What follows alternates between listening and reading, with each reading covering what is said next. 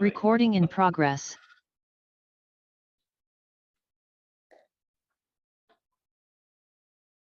Let's call the meeting order of February 8th, 2022. Please stand for the Pledge of Allegiance. I Pledge allegiance to the flag of the United States of America and to the republic for which it stands, one nation, under God, indivisible, with liberty and justice for all. Will the clerk please take the roll? Councilmember Blair, Here. Councilmember Richardson, Here. Councilmember Crossman, Here. Councilmember Smith, here, Councilmember Hess, Here. Councilmember Roy, here, Councilmember Kaminsky, here, Mayor Joe DePinto. Here. Item number 2, can we get agenda approval? Is there a motion? I move we approve the agenda. Second? Thank you. Second by Councilmember Roy. All in favor, say aye. Aye. Any opposed? Motion passes. Special presentations. We have one on the Education Innovation Center. Cody, would you please start us off here? Yeah. And London should be sharing the slideshow. Sweet, look at that. So council had requested a brief kind of presentation about the EIC and what's going on. So we're going to be doing that. We'll be doing a deep dive with the Public Services Committee later this month at their meeting. That one will go over the full report that was issued by the SCJ Alliance about all the stuff that we have talked about. So I'm just going to go through a quick presentation. London will be my manager here. Can you go to presentation mode, London, for me? And if not, just go to the next slide and we can handle it that way. It doesn't have to be crazy.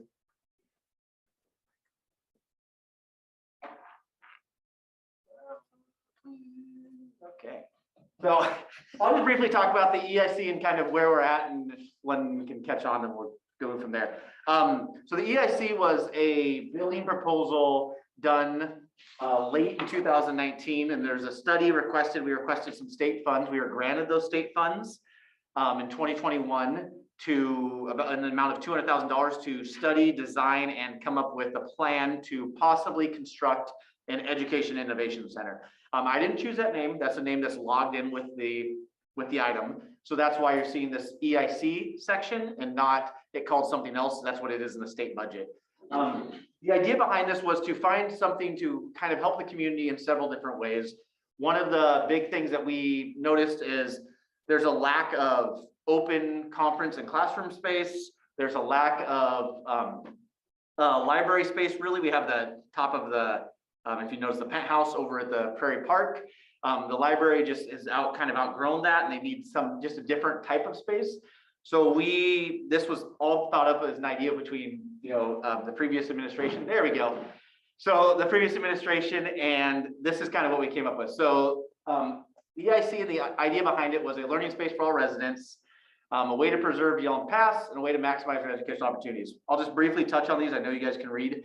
So the idea was the current museum, if you've been there, which I'm sure you haven't, but if you have been to the current museum, it's kind of falling apart. It's in disarray. The design of it was well thought out, and there's a lot of heart behind it, but it just didn't come through all the way. And so the museum's kind of been limping along for the last couple of years. The idea was hopefully get a new space for that. And so we started out on a museum project. Well, what kind of happened is we were able to incorporate some of those museum pieces into this EIC. The other thing was somewhere to locate I'm gonna pop this off just to chat. Somewhere to locate the library, because the library is outgrowing its space, and the space that they currently have is expensive. It's expensive to maintain, and it's in junction with a couple other spaces, and that space is something that council has paid for, and the city has paid for, that we could probably reimburse or get some more money off if we sold it. The other idea was there hasn't been a classroom space for satellite campus for South Puget Sound Community College. So right now, kids will have to drive to South Puget Sound, or they'll do classes in the high school. So these were kind of all the ideas that started the conversation about the EIC. The Squally tribe was something we incorporated after the fact, and this was some of bringing that history of the tribe here, because really in our museum, if you notice, it's a very Euro-American centric. history, which means, it's the history of the white settlers that crossed over and not a lot of history of the tribe that was here beforehand. So we wanted to incorporate some of that tribal history along with that Euro-American centric history. Can you next slide me, London? Hey, we're working. So we did a survey and we had several responses. We did 2 open houses, 1 online, 1 in person. And we did a open online survey that we gave to council members. I have some of you I know took the survey. Thank you for that. We had over 100 responses, which in the town of Yelm, getting over 100 people to do anything is bonkers. So we had over 100 responses. You can see percentage wise what some of the responses are. And you'll see down there the number of responses. So things that people wanted, some of the ideas they wanted were family-friendly space, performance event area, classroom space for arts and education, and a dedicated community center. Now, this may seem weird because we have a community center, but our community center serves as more of a event/hosting private party place. It doesn't serve as a community center where you can go somewhere and meet other community members and interact with community members and chat. So like a true community center reminds me of in Italy, you have these piazzas in the center where people just go and they'll just chat because there's stuff to do there. There's activities, there's things, and it just becomes an area for community to interact with each other. So when they responded, that was what they wanted, not like the community center we currently have, which is great, gets a lot of usage, but it kind of does a different thing than what they were talking about. And so some of the amenities that people wanted and were going elsewhere to get, so that means they're leaving the town of Yelm to get, are retail, clothing, electronics, entertainment, concert performances, obviously the other 2 things you can see, groceries, recreation, education services. We're not going to provide we can provide some kind of retail space, but that's not what the city's business is, right? We're not in the job of creating a business, but we can help provide or subsidize some of those things or provide some of those other ideas. Main of those being education services and maybe some kind of recreation or entertainment services. So that's kind of where the survey led us to this EIC design and where we've been going with it. Can you next slide me, London? So when we asked these 100+ respondents what they wanted to see or how they saw the EIC fitting in the community space, some of the things they came up with is makerspace is a big one, and town just opened a makerspace, a space for community education classes. So I think I want to separate this because I know there's a lot of things people are having issues with the idea of like South Puget Sound Community College and us just giving them a space to put their college classes in. They're a private college. What are you doing? So community education classes can include things like someone teaching them about finance, some of the things we do in the community center every now and then, someone teaching people how to maybe balance their checkbook. So this can be several different things. It's also, we have if you went and attended our Yelm 101, this could be something we could do in that kind of class. Or it could be a business class where maybe Steady puts on something. I know the chamber has in the past had these business classes where it'd be cool to have a classroom setting for people to be able to sit at a desk and maybe take notes or learn from these things. So that was the idea for the community education classes. The makerspace, as you know, is just a place where people can learn trades or practice trades and learn some things that maybe you don't have every day, which is great. Special events. So part of the issue with the community center has been that it gets so much use that a lot of times where things will get double booked, or there's events that can't be hosted there because of the design of it. So this is the idea of maybe something special events could be done there. Maybe, when if you've ever been to the library during their summer reading program, they do Reptile Man and they have different people come in and do things. Those kind of events could be hosted at this place. A place for community organization. So a classroom space available for bounties for family to get together and present something. Just those kind of things. And then an anchor for downtown. So somewhere, a central location. As you know, downtown is very not sprawled. It's condensed, but there's not a lot of places that you would call the center of downtown. Maybe the 4-way stop and you go, hey, here's the center, but there's not really a place to park. This could serve as that, a place where people could park and then they could walk downtown Strip and do things. So that was kind of the idea behind it. And you'll notice that one of the biggest things was to encourage more walkable and inviting downtown. And Terry can attest to this, that if there was more parking and there was some kind of central area that people could focus at and then branch out from there, that would definitely help the downtown area. Next, I think is the last slide, right, London? That might be the last slide right there. Next slide, me, London. If you're not on the next slide, this might be the last one. Yep. Okay, so I just wanted to give you that. We're going to dive into a really deep with the Public Services Committee and go over the whole 15-page report that talks about every single response, some of the comments. But I want to give you a brief overview of what the EIC was.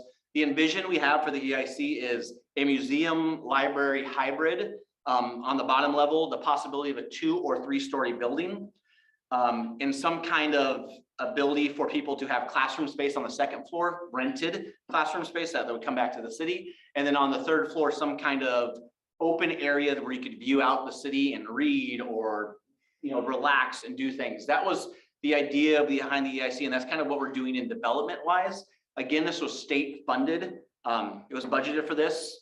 Our plan, we have stopped, as our council's last request, we have stopped spending money on it. We just got this report, and that's kind of where we're sitting at. The next step would be designing this building in an area and then figuring out what that looks like. But I wanted to give that to you, and maybe if you have any questions, I can answer about that, or any comments or concerns. Before we go any questions, I do want to say that the process for this next steps would be going, as Cody said, go to the committee, the Public Service Committee. If the Public Service Committee thought it would be useful and they want to bring it to the full council, it'll go through that. And then the full council will make a decision on whether to move forward or not. So with that said, Councilmember Hess. Yes. For the members of the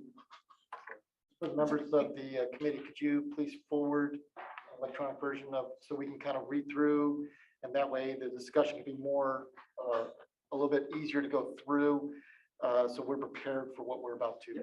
When you receive your agenda, you'll have the copy of the 15-page document. You can stop sharing, London.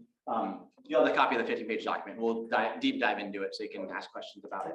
Councilmember Kaminsky. Remind me, Cody, was this part of the downtown corridor plan? It was in that envision of the whole big structure, and there was even a possibility of a park, extra parking that faced the main town, so it incorporated all that. I just wanted to remind myself. That is correct. Yeah. So there is in the EIC itself, it doesn't have to be this, but there was a design of some kind of building in that spot with a park in front of it, and then parking along with that. So we would vote on this separately, though. Yeah, the EIC would be, and again, if this is something the council and the Public Services Committee wanted to pursue, we would seek out grant funding. We would seek out other sources. The goal would be to not spend try to spend as much non-city money as we could to get this structure built. If it's that beneficial to the community, it should be really easy for us to reach out for people to help supply that. And a great idea that council had was to get the Parks Foundation on board. This could definitely apply into some of their funding they search for, because it has arts in it. So. Any other questions? All right, thank you, Cody. All right, is there any public comment? Do we have anyone online that wants to comment? See anybody? Nope. All right, moving on to item 5, consent agenda. We have Black History Month proclamation. We have the meeting minutes from January 25th, and we have another final plat approval. I will ask for any, excuse me, I will call for a vote, or excuse me, again, I will call for a motion to approve the consent agenda. After that, I will go ahead and read the Black History Month proclamation. Do I have a motion? I move to approve the consent agenda. Is there a second? Is there any discussion? All right, all in favor, say aye. Aye. Any opposed? Motion passes. And I will go ahead and read the Black History Month proclamation. Whereas Black History Month is celebrated throughout the United States of America during the month of February, and whereas recognition began in 1926 as a program to encourage the study of African American history to coincide with the birthdays of Abraham Lincoln and Frederick Douglass. It was officially expanded to the entire month of February by President Gerald Ford in 1976. And whereas Black History Month is a testament to generations of Africans brought to America and enslaved who, in the face of daily adversity and galvanized by the promise of freedom, strive for equality by exercising strength, endurance, enterprise, and patriotism, while oftentimes being denied the promises guaranteed in the U.S. Constitution. And whereas the actions of African Americans are central in the formation of American society, accomplishing civic, economic, professional, medical, scientific, military, artistic excellence, and the collective actions of Black Americans have inspired people of all backgrounds to pursue noble causes and dreams. And whereas Black History Month is a time to remember those who have made the ultimate sacrifice. And whereas because of the disparities that continue to plague our society, Black History Month echoes a call for equality to future generations and is essential to the formation of a more perfect union. Now, therefore, be it resolved that the Yelm City Council hereby recognizes February as Black History Month, signed in the city of Yelm, Washington, this 8th day of February, 2022. Anybody? Moving on. Item number six, new business. Item A, resolution number 623, declaring a property a nuisance. Chris, would you go ahead and go ahead and step up and give us this agenda item? Good evening, Mayor DePinto. Good evening, members of council. Before you, we have resolution 623. We will see more like these. They're necessary for the cleanup of properties. This property in particular was brought to our attention by a citizen's action request. As most code enforcement is, it usually takes a catalyst to get these things into motion, whether it be a formal complaint filed or a phone call reporting, a neighbor, someone in the neighborhood doing something that's in violation of health, safety, any of those measures. So what we did with this one was we tried to contact the property owner we had on file, through their utility accounts. We got nowhere with that. We posted on the door. The posts we left on the door were in fact received by the owner. We let them know, hey, you have until this date to get the property cleaned up. Failing to do so will result in us hiring a third-party company to clean the property, to abate it at a cost to you, which would be, as a lien placed on the property for the cost of the cleanup. So right when we got to the very end of that period, I was contacted by the bank that informed me this property is in mid-foreclosure. And what they need from us is something that deems the property abandoned and declares it a nuisance per the HB 2057 law. So the bank and property management can go clean the property, secure the lock, secure the property. And if their intent is to resell it, this would be the gateway for them to do that. All right, is there any questions?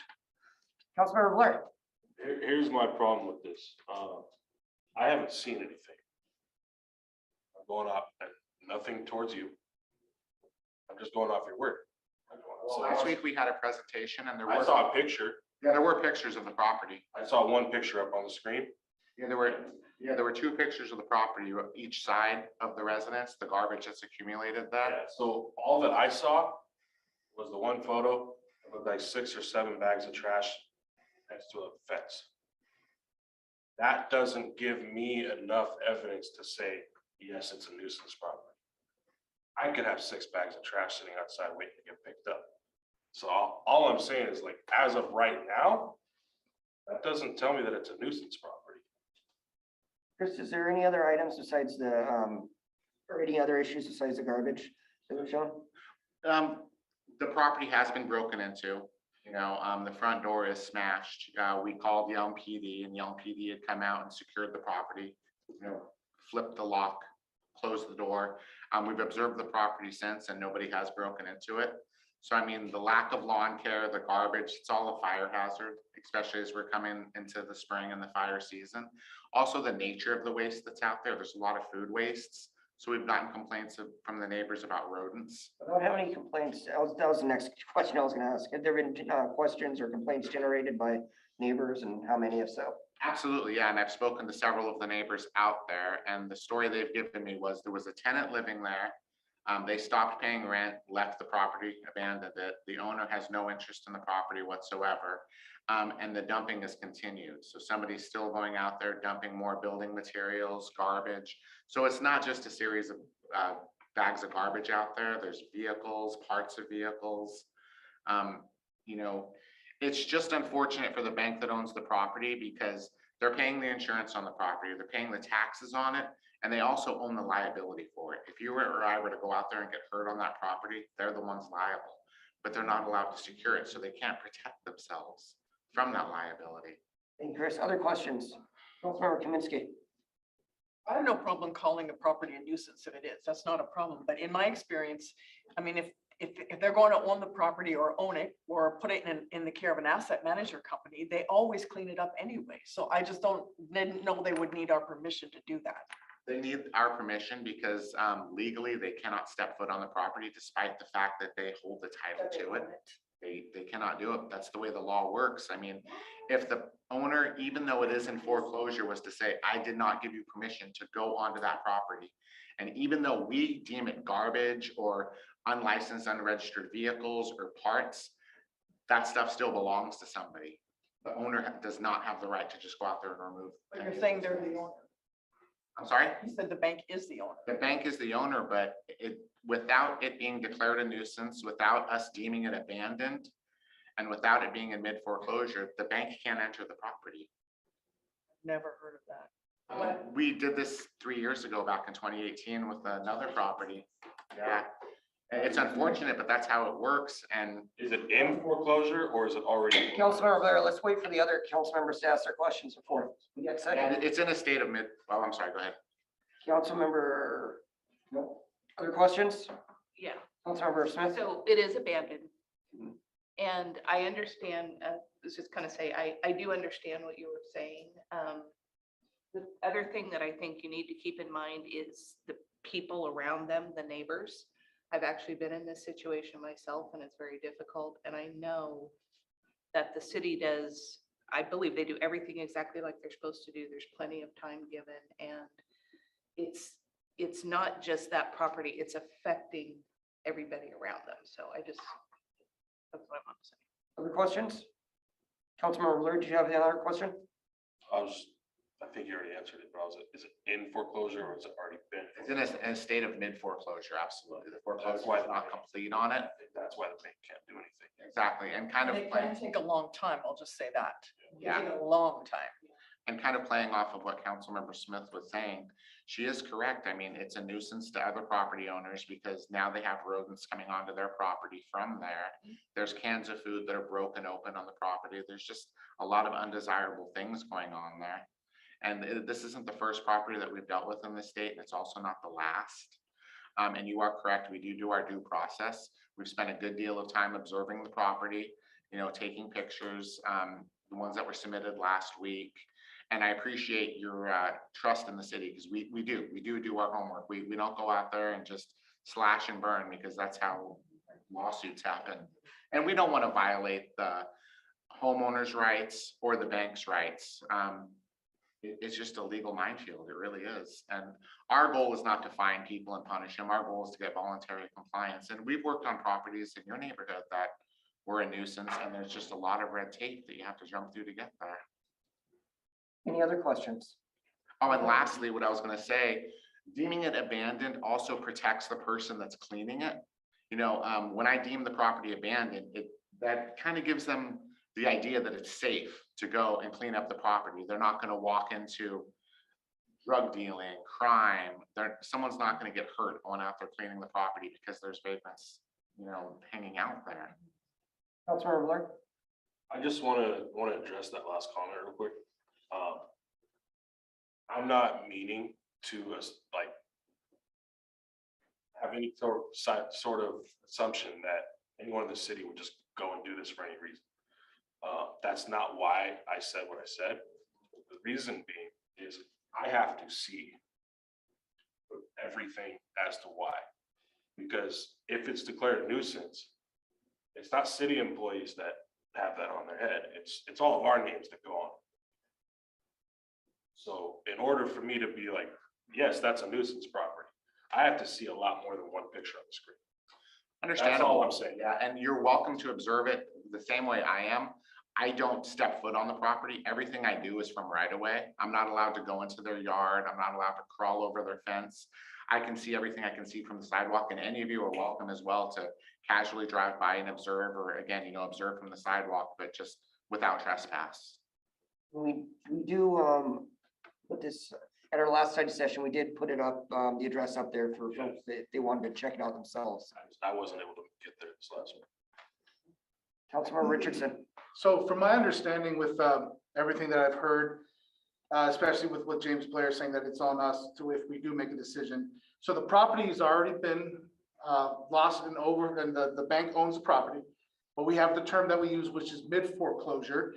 The owner that used to be, the previous owner, has abandoned, and now there's signs of somebody there, but not them.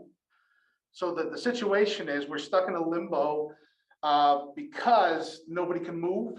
And so if we make a motion to do this and declare this a nuisance, then now action can be had. At the same time, if that action is done, it is on us as a city council as far as, we made a decision, we don't know the whole situation, which I understand where you're coming from. But I do, again, would trust the city that they have done due diligence and that's where we're at. And maybe we're just waiting for action to be made, turned into a motion so we can see some outcome. And it's a very careful balance because again, we want to protect the right of the homeowner, but we also have to protect the general public. I mean, if a couple high school kids or junior high kids decide it'd be fun to go in there and drink beer and they start a fire and somebody gets hurt, that's on the city. Other questions? Councilmember, Roy. Is there, I'm sure there is, like a documentation process of the complaints and like day one, this is what happened, day two, and then you go look at it, and then 5 steps down. They're in the staff report, yeah, it kind of says when the notices were posted.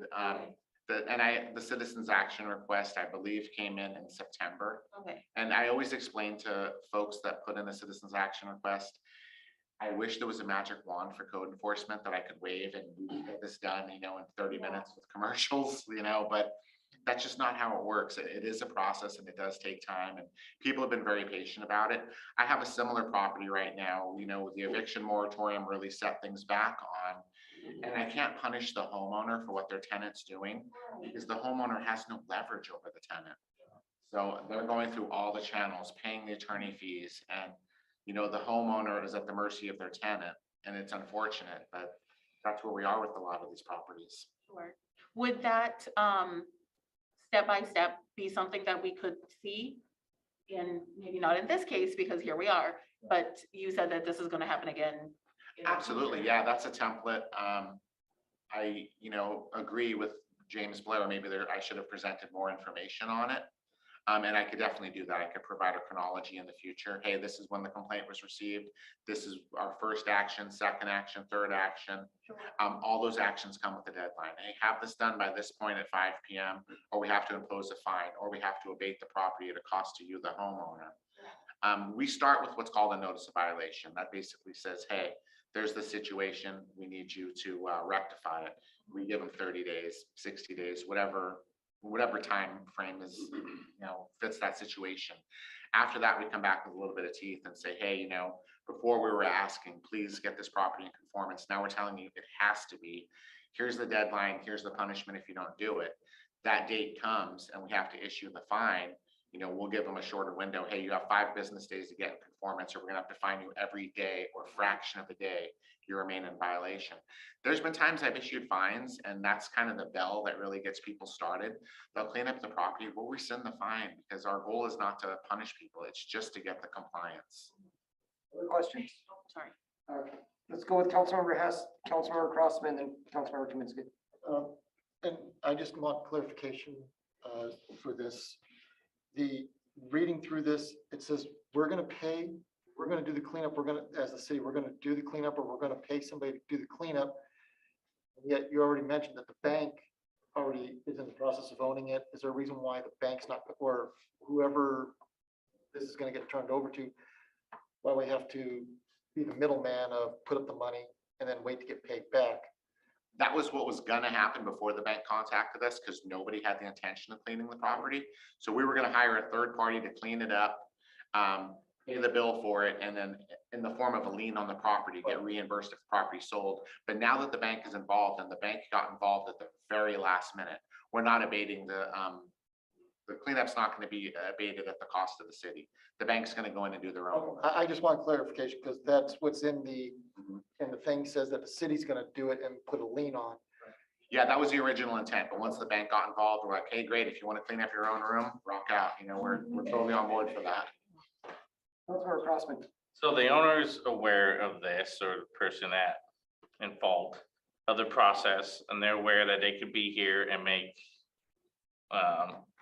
Absolutely, every Yeah. notice has been made, they know, they know, and they and haven't responded like, no, wait, stop, don't do this, and what can we do? And they don't want anything to do with the property, and the proof in that is that they're not the ones paying the property taxes anymore, the bank is. And in our observations, we've actually seen the property owner picking up mail and receiving the notice. We didn't approach the property owner or try to talk to them because you never know what kind of reaction you're gonna get or what kind of danger you could put yourself in. It's better to reach them by mail or phone. I have a phone number on their utility account that I tried to call several times, but it's no longer a live line. So, mail and posting on the property has been the only method of communication we've been able to utilize. Councilmember Kaminsky. And then I would like to motion to approve resolution 623, declaring the property at 15429 107th Loop Southeast in Yelm a public nuisance. is there a second? Second. All right, it's been motion and second. Is there further discussion? I was hoping Councilmember for, Richardson. only because the change of the lien that you said is no longer existent, because that's in resolution 623. So is that going to be rewritten, amended? So that way, if we do make a motion, it's not going to tie into the language that we had written down about the lien, that it's all the bank now? Well, the first paragraph does discuss the lien, but then when we get into the second paragraph of the staff report, that's when I kind of said, okay, the bank is stepping in now. The bank wants to. So we're not asking you to approve a lien. We're asking just to approve the resolution so we can declare it a nuisance and we can give the bank all the cards they need to enter the property. Correct. Correct. This motion just declares it a nuisance property. All the other verbiage is irrelevant, I mean, not irrelevant, but not to the motion. All right, so we have a motion on the floor, Councilmember Kaminsky, second by Councilmember Smith. Any further discussion? All right, all in favor, say aye. Aye. Any opposed? All right, motion passes 6-1. Thank you so much. I appreciate all your time. All right, moving on to, Excuse me, Mayor. yes, Are we going back to 5D or C, the hutch? no, that was part of the consent agenda that we passed. Oh, that was part, okay. All right, moving on to item 7, old business. There's none scheduled. Item number 8, updates, department heads. We get City Administrator Todd Stansel. Go ahead and give us city administrator update. TikTok. Moving too fast for you. Thank you, Mayor.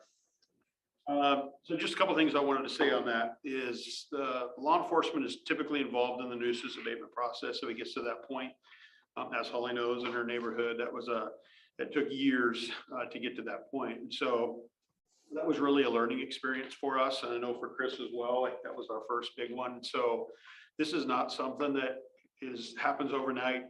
The nuisance abatement process is lengthy, it's extensive, and I think everybody hit on it, is that the number of complaints that come in on these homes can be overwhelming and extremely frustrating for people that live next to these, because nothing happens fast in this nuisance world. And so for Chris to come to this point, and Chris and I touch base quite often regarding these properties, because there's a couple more, like you mentioned, that we're working with that are in similar state of disrepair, but they're making a little bit of progress.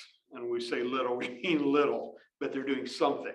So we just keep pushing them to keep doing something to help. And so it's really a fine line between balancing the rights of the homeowner itself that own that home and then the people around it. So it's not a simple process by any means. So anyway, I just wanted to say that. But the thing I was just talking to Chris about, and I think Terry, you brought it up, or maybe Lynn, you did, regarding as we start the process down the road of abatement, maybe we can have updates as far as what we're doing and what we're trying to do.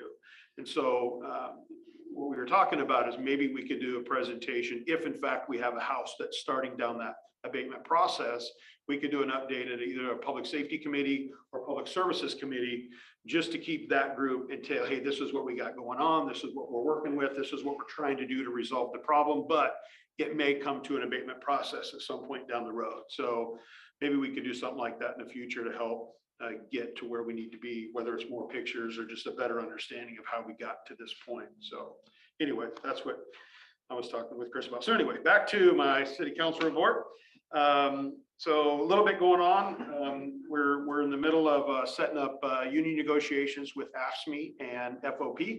So in the next few weeks, we have dates to start negotiations. Actually, we start next Monday with Afscme, and I think the first week in March we have set up with the FOP, which is the Fraternal Order Police group. So we're excited to get them on the calendar and get them done. We've been working with Stephanie Dice, our finance director, over the budget calendar. So we're excited. She's done an excellent job of putting together a great plan for the year. As you know, we have a biennial budget, and so we're going to start the biennial budget process. And basically, according to the dates in the schedule, we're a couple months ahead of where we need to be. So we want to make sure we have a lot of time. We're very transparent in how we're going to do that. And so we're excited. And Stephanie continues to bring, professionalism and her experience in the budgeting process that she brought from Enumclaw when she came. And so she's got a lot of good ideas on how we can do it better, more transparent, more efficiently moving forward into the budgeting process. So I believe in March, we'll have a conversation about the budget calendar. I think at the March study session, we'll be able to show you what the budget calendar looks like for the year and give your feedback and input on that. So we're excited about that. Last week was the first week of our adjusted building hours at our 3 buildings. It went well. So it went well. We didn't have any issues. We are starting to see folks now coming into City Hall earlier. I think today was our first one before 8 o'clock. Because we do open the doors at 7:30, but before we weren't open till 9. So we are starting to some people trickle in the morning that may have not been able to do that before. So that was a good. That's so far so good there. From the public services side of things, Mosman Avenue work is on target. See the road shut down, but everything's on target and on plan.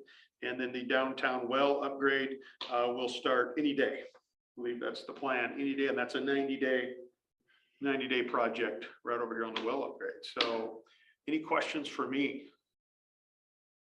All righty. Perfect. Thank you. Thank you. All right, we'll move on to council member reports. Councilmember Blair. I have a report for you tonight. All righty, Councilmember Richardson. Attended a SWAC meeting, was it last week, Wednesday? So a lot to learn there. I attended Young Life meeting last night, Young Life Club, really good, working with some kids, outreach. Went to the senior center this morning and talked with Jeannie. They have a fundraiser this Saturday. It's Valentine's Day weekend. Don't forget Valentine's Day weekend. And they're doing a fundraiser breakfast from 9 to 11, and they have curbside deliveries as well. But really enjoyed talking with Jeannie today and look forward to being a liaison for the senior center. So yeah. Councilmember Crossman. Nothing to report today. All righty, Councilmember Smith. Well, I went to 2 meetings, not 3. Leave it at that. So I went to my first TCOM meeting, and that was great. I loved how they it's on target. You just go boom, boom, boom. And so they did just talk about a couple of things about the 911 system when it was down. Hopefully that won't happen again. They also, and I thought this was kind of interesting, the LNI is requiring, I guess there was a new thing put out that they didn't realize that the dispatchers do have to wear masks. And there is some concern just about being able to speak clearly. So I thought that was interesting. And also they are hiring. They have, I think he said they have 8 really good candidates that they're going to pass along to hope to become new dispatchers. And anyway, it was good. It was a good meeting. I also went to my last regional housing council meeting that Brian will take over. And they did one thing that I wrote down. Do you want to guess how many tons of garbage they've removed in Olympia? 28. 369 tons. Wait, that's a lot of tonnage. And they did a big presentation on the scattered site management pilot project, where their whole goal is to try to help people in camps get back into society. But right now they're going into different camps and trying to help them set up almost a form of government in there so that they can vet the new people coming in and teach them about, sanitation and all that good stuff. And that's really all I have. Thank you, Councilmember. Councilmember Blair, do you have a question? I have a question for you. Yes. That tonnage, was that Deschutes Parkway, It was, a lot of it was Deschutes, yeah. next to the Capitol building, that road. on the That other side was, of the lake. that was the majority of it. He didn't, honestly, he didn't go into a lot of detail, but the number floored me, so I wrote it down. Yeah, that's a huge That's a number. lot. Yeah. That's a big number. All righty. Is that everything? Yes, thank you. Very much. Councilmember Hess. Nothing to report at this time. Councilmember Roy. I attended the corridor management plan for the Bountiful Byway today. That was really interesting, and I look forward to seeing what they pull out in the next coming weeks as we continue meeting. As the vice chair for the Public Safety Committee, I would be happy to give a take it there. Poke at her a little bit. There's miscommunication. Rob gave us a great overview of the body and in-car cameras. And then he came in here and chatted about that with us here. They are looking for an April implementation of that. He also gave us a quick staff update. They have a new administrative assistant over there, Beth Larson. She started at the end of January. She's great. She came with municipal experience, but she's local to the area. She's doing a great job. Upcoming, we have a retirement coming up, and then there are 2 officers who are currently in the academy, and they are in works to be on the road by September. The police department is working on conducting an assessment center testing process to create a promotion list for sergeants, and that will be starting on March 4th. If you have questions about that, please don't ask me. And Sonia Ramirez gave us a court update, and in January, they processed 53 passports. And beyond that, Yelm Dollars for Scholars is coming up on March 12th, so we would love to see you there. I would love to see you there. Thank you, Councilmember Roy. Councilmember Kaminsky. Well, today I attended the State of the City address at the chamber lunch. The meal was fantastic. And we did a very good speech. It was lovely, and I think it was very well received. It was a really nice afternoon. So good job, Mayor. Thank you. Pinto.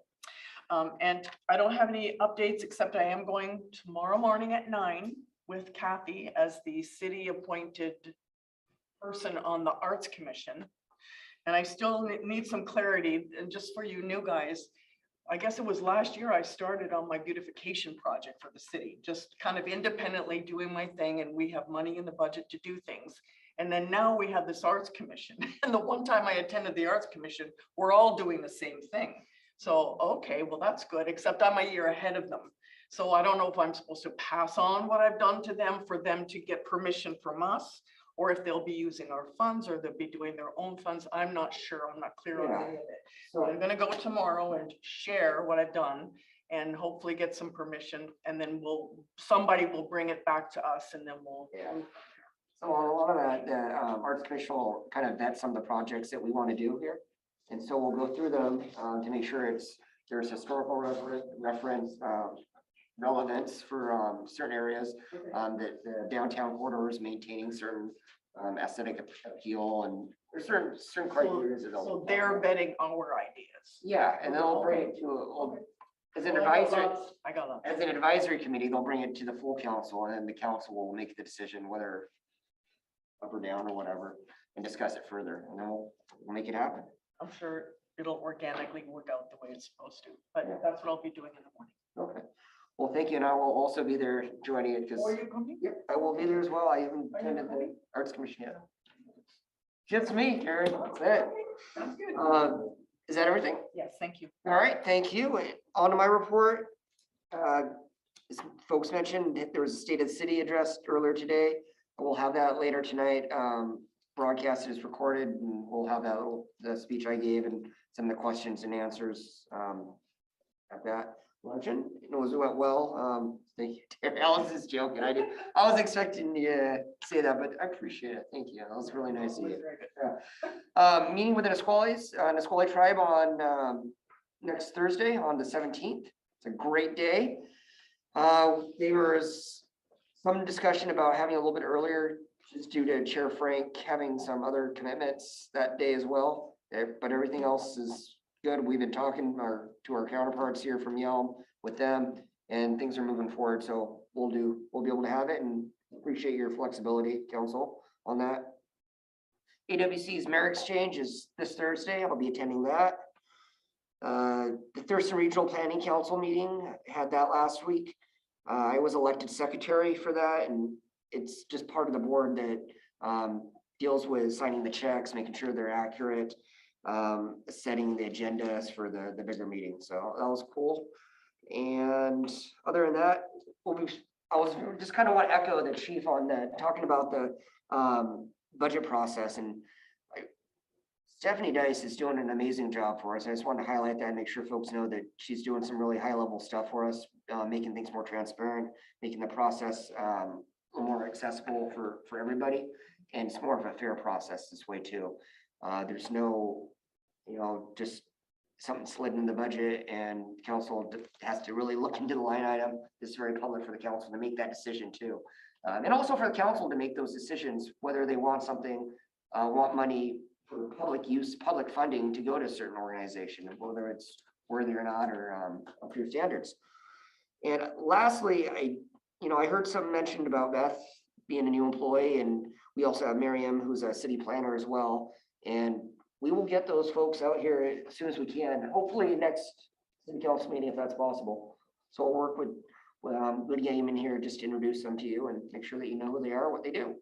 So other than that, that's all I have. There's no executive session scheduled. Is there any good for the order? Yes, Councilmember. For clarity, it's 4 o'clock at the Squally, and are we meeting over there?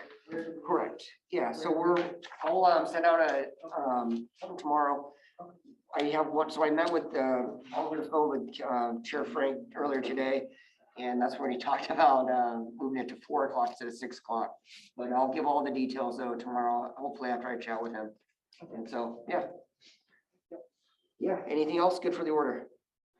I move we adjourn. All right, is there a second?